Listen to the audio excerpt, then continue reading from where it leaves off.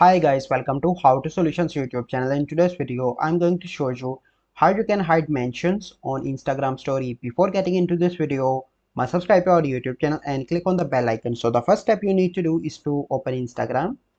Once you open Instagram, you simply need to click on your story and create a story.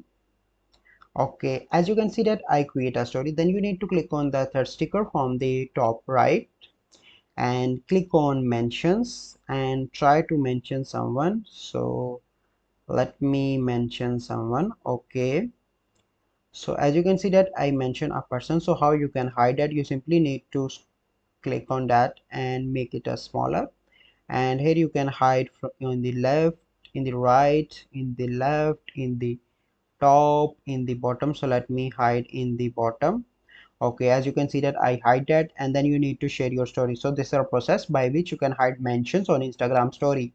I hope you find this video helpful. If you find this video helpful, must like this video, subscribe to our YouTube channel for future videos. Well, let's see you in the next video. Thank you. Have a good day.